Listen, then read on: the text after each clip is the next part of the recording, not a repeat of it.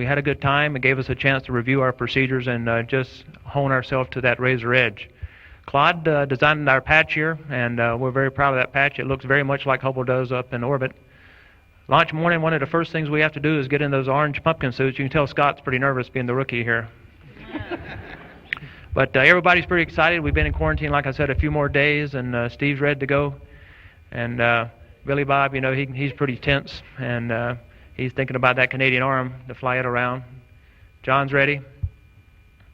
What we're doing here is actually doing some pressure checks on the suit, make sure the integrity of the suit. Mike's ready to go, and he's never without a loss of words.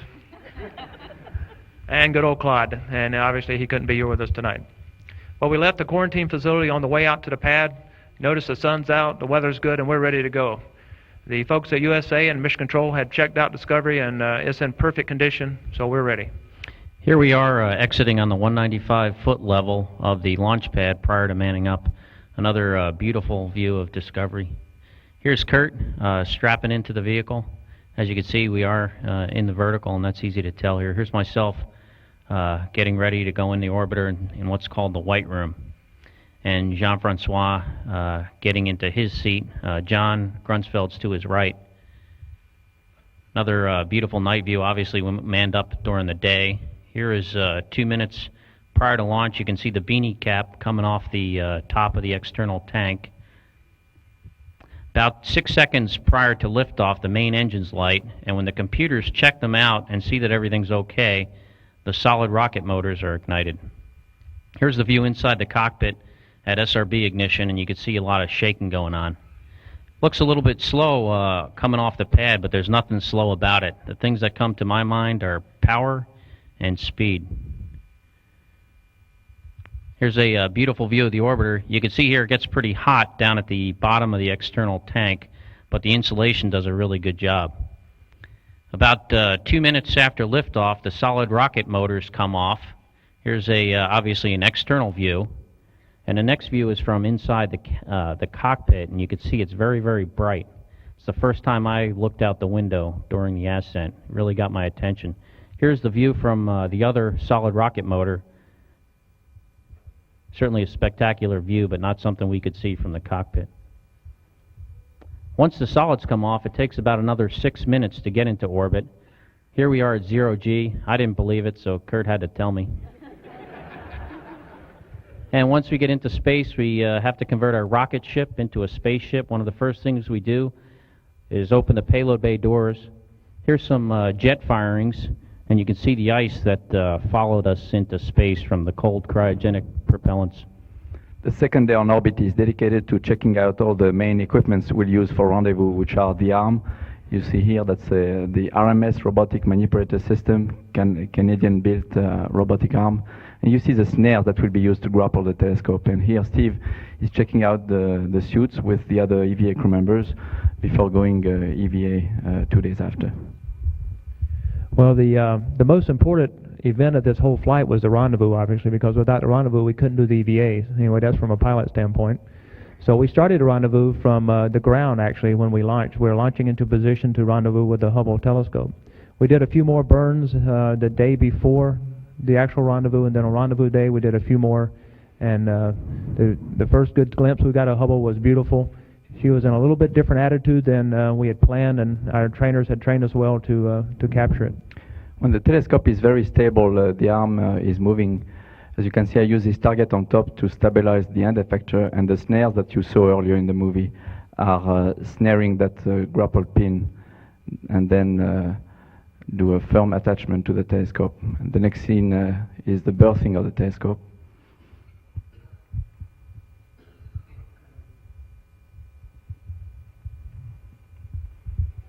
Well, it was a great relief to finally have Hubble in the payload bay and to get ready for the spacewalks. John and I, about an hour after waking up that third day, got our suits on. We'd end up having the suits on for about a total of 10 hours. Here we are setting up for the first EVA. You can see Hubble in the background. That's John in the foreground, getting the tools set up. Our first task, as Kurt said, was the gyroscope replacements. The aft shroud doors are open, and inside are the 3 small boxes that contain a total of 6 gyroscopes.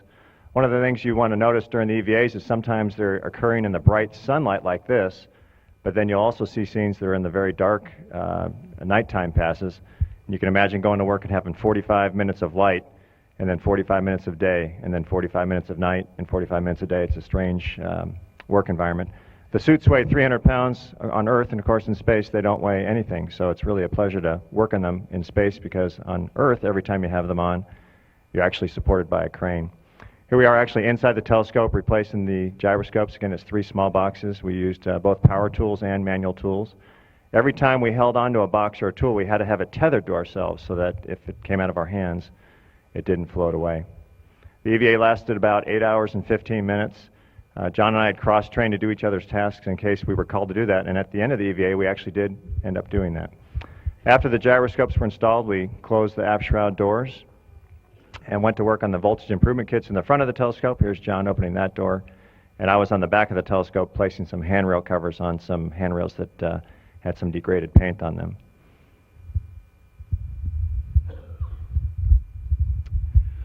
After Steve and John had done such a fantastic job basically putting the telescope to rights, and they could easily have let go of the telescope after that and it would have served us well, the program risked having Claude and myself go out and change out the computer. And here you see me opening the bay, not nervously of course.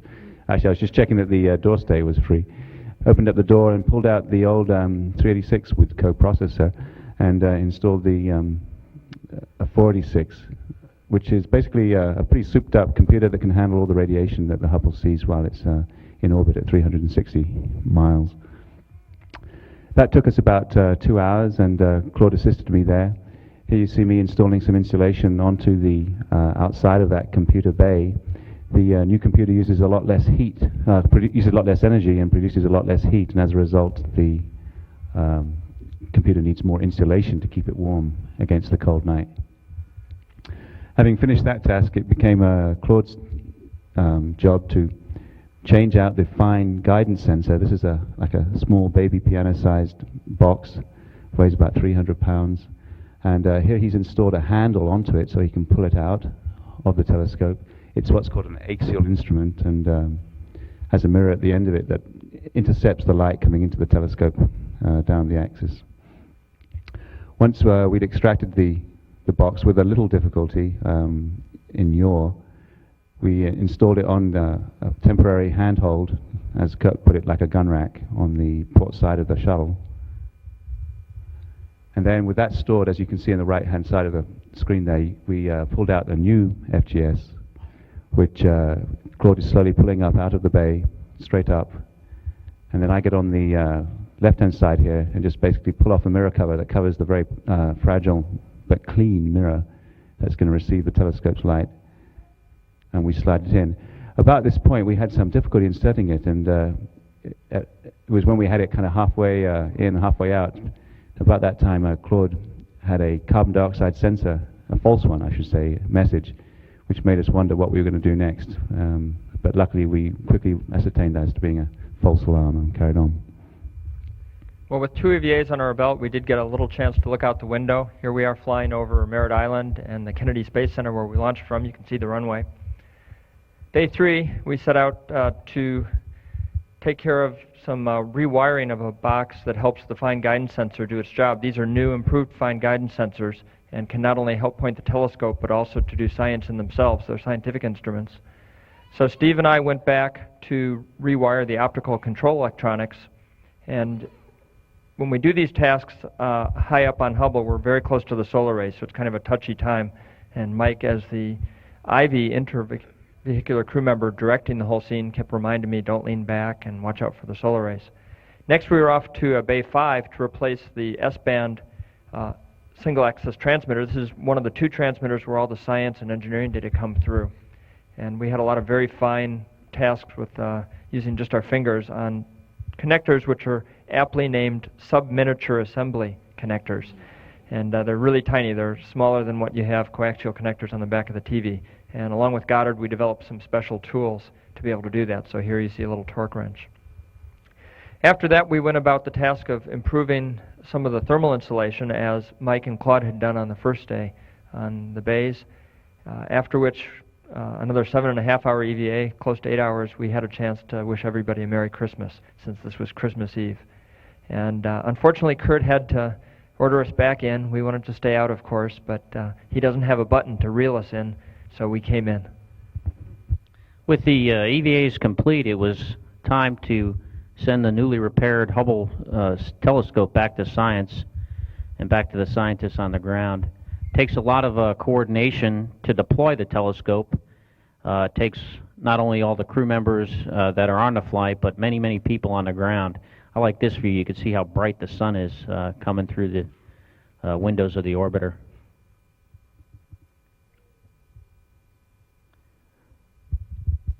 We want you to notice their shirts. They're pretty awesome. Here's Jean-Francois holding the telescope out over the payload bay. He's going to release the robot arm. And once the robot arm is clear of the telescope, and this is actually in a not sped up video, so the arm actually moves really quick. And then we fire the forward jets of the RCS, and the telescope quickly passes over our heads. And it's really an impressive sight. It almost makes you want to duck while you're in the cockpit. And it's hard to tell here, but the telescope is rapidly proceeding away from the orbiter. You can see the aperture door open on the telescope.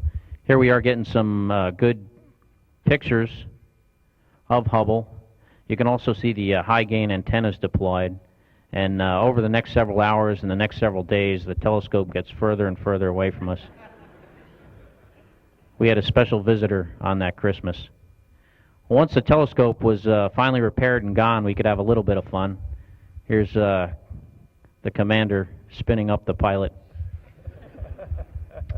Obviously, we have to do normal hygiene type things in space, and also we get to talk to our friends and family at home. Here's Mike doing some email.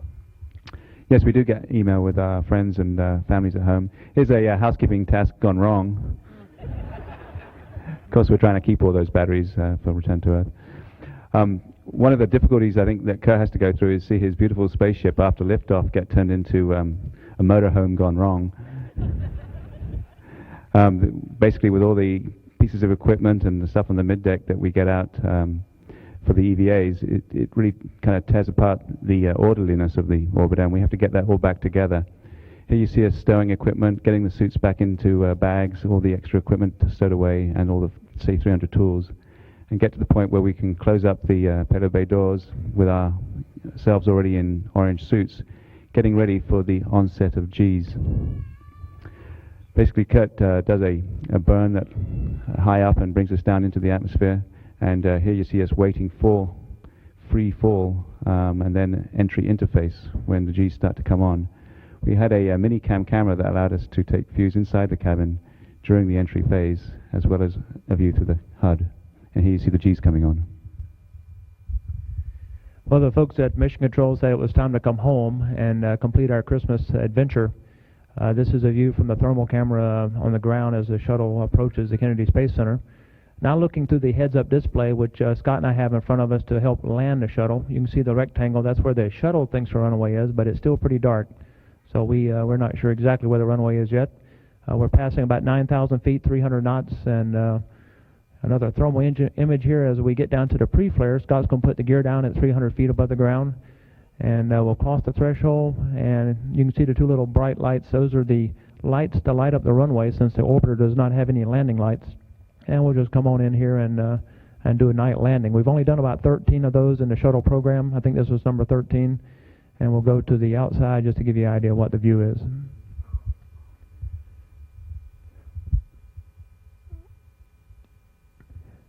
With the orbiter safely on the ground, Scott puts out the drag chute. That's helped slow us down, and also some of the derotation forces on the nose gear, and we slowly start derotating. Again, on the right side, you can see the runway centerline lights, and here's a view back through the HUD again on the centerline lights. At about 60, 70 miles an hour or so, Scott jettisons the chute. We roll to a stop. The orbiter has been absolutely perfect on the mission.